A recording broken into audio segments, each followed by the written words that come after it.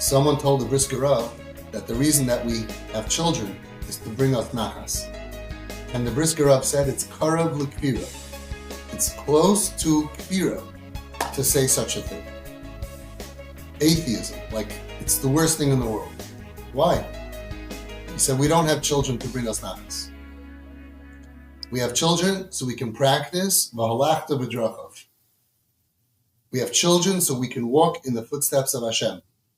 We have children so we can act like Hashem, who uses the Yud Gimel Midas HaRachamim on us. Otherwise, none of us would be here. Hashem uses Yud Gimel Midas HaRachamim. Racham, Chani, Erech HaPayim, Av Chesed Emes, Noitze Chesed La'alachim, Noisei Avain. He carries our iniquity. He protects us. He runs after us when we fall. Look up and learn time of Devar. That's why we have children. Not as nachas machines. Because if Hashem didn't give us children, we would never be able to use Yud Gimel Midas HaRachamim on situations, because we would always be having expectations that we should get back. In every other relationship, if you give and give and give, and they don't give you back, you drop them. So Hashem gave us these little monsters, these little oisnitzers, these little abusers, you could say, to take from when they're born, and they don't get back. So some people say, oh, they're going to give back with nachas. No, it wasn't about that. It was about that you should be a giver without expecting anything back, just like Hashem is a giver. Every time that you do that, you're not spoiling your child. You're not ruining your child because I have to stop them and fight them and argue. You're acting godly. The same way Hashem does that to children who rebel against Him, who give Him, so to speak, the finger, who go ahead and take His oxygen and His money and sin against Him in His face. Your children are giving you the finger. I hate to talk like this, but they're doing it physically and emotionally and metaphorically in every way. Wow. Now you have a chance to say, Hashem, V'hinoyam Hashem Elokeinu Aleinu U'masidenu Chanineinu. L'shem yichud kudshu b'richu. I'm going to do a mitzvah asay in the Torah. That it says in the Torah, v'halachta b'drachav, and the Sifri says, what does it mean, v'halachta b'drachav? It means, mahu racham achata have racham. I'm not going to get angry, because it's my child. I'm going to use this midah and that midah. I have 13 midas. And I'm going to defend my kid, and I'm going to bail my kid out, and I'm going to cherish my kid, and I'm going to give them when they don't deserve. And I'm going to use these midas. It's a mitzvah aseh in the Torah that unfortunately you parents get to do much more than anybody else. You have thousands of mitzvahs asehs in the Torah. You don't need to wait for achilas matzah on Pesach or lulav and esrog on Sukkot. You have a mitzvah aseh all the time. Go to the mikveh, come back, put on your gartel, say l'shem yichud. Don't think my kid is going to. It's not about them. We are going to go and walk in the footsteps of Hashem. It says that the Chazon Ish said that voting in Eretz Yisrael, it's a mitzvah. So they asked him, a mitzvah like matzah? He said, no, like mar. This is a mitzvah saseh. Like matzah? No, like mar. A bitter mitzvah. To go ahead and to give your kid when they don't deserve, because you got to keep on giving, and to defend your kid when they're wrong, and to bail them out of jail or pay off the people, the noisei oven, like Hashem carries our iniquity. The time of the Devar says that when we do an avera, we create angels, and these malachei chavola, they want to suck the blood out of us, they want to kill us, and Hashem gives them sustenance, and He says, stay away from my kid. Eventually He'll do tshuva, and until then, I'll pay you. I'll give you sustenance. Don't mess with my kid. Hashem is not out to get us, that we have to learn lessons and all that. He showers us with Yud Gimel Midas HaRachamim. And we have to do that for our kids. It doesn't say you have to be like Hashem, just like Hashem is Bechora Af Hashem. Hashem gets angry, we should be angry.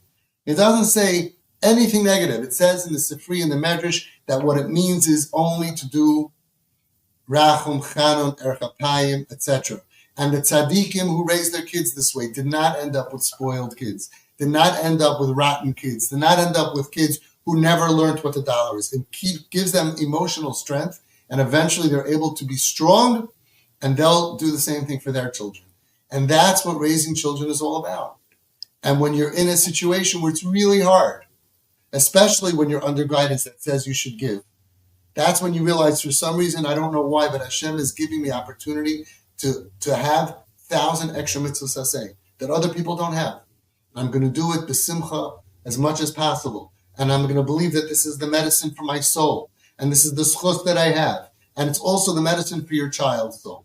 We're not talking about regular kids that we have to teach the value of a dollar. I once had a parent that was so into this. The father was like, the kid had eating disorder. The kid was cutting themselves. The kid's life was in danger. They had a letter from their das Torah to me saying the kid is in a situation of pikuach nefesh, and the father's worried about teaching a lesson, teaching the value of a dollar. I said, it's a very good idea, but can we wait until your kid is not in the middle of dying and then teach the value of a dollar? Can we talk about it next year when they recover, mitzvah Hashem, and they're steady, and then we can discuss about right now we have to do it? When you're saving your kid's spiritual life, you want to teach the value of a dollar? I want your kids, I want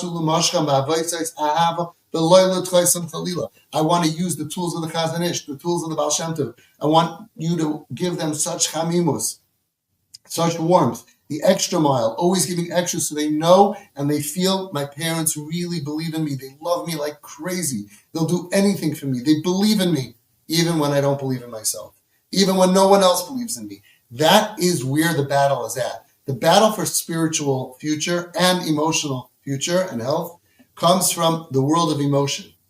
They have no problem in their understanding, Havana, or their Yediyah.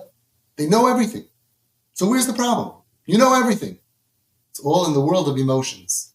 Heal the hole in their heart, like the Netziv Shalom taught us, with chamimus, varmkeit.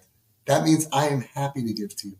I am here to shower you with warmth and love. I don't want you to have pressure. Oh, wow, you made some money? Wow, that money should be Kodesh Kodashim. It's holy. I insist on buying you things. I want to take care of you. It's my pleasure to take care of you. You light up when you see them.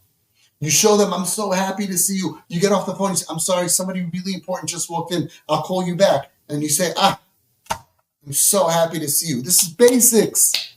Basics. You gotta toivel them in a mikvah of warmth and affection and a belief in them. That's the only thing that's going to heal. And then one day they can go for therapy, but not when they have a huge gaping hole inside of them. Then they can go to figure out what was the cause of this. How is it that they fell so low? How are they going to fight for their lives? They need a lot of emotional energy, and that comes from you. Spoil them. The real thing is to spoil them emotionally. That's really what they need. But they need to be spoiled physically to be in a world that feels good. And my parents, I hear from me, and they're giving me, and they love to give me. And affection. Don't be scared. That's until they're stable. That's what they need. A lot of kids are hurting. We got to balance out. They're not going to be spoiled. We're just balancing out some of the undeserved pain with some undeserved pleasure. How come as soon as it comes to giving undeserved pleasure, everybody's like, wait, they don't deserve it. They're going to be spoiled. What about the undeserved pain that they have? We're just balancing it out. And when you are the ones to balance it out, when you are the ones to be there for them, you have the highest chance for them to heal emotionally and spiritually.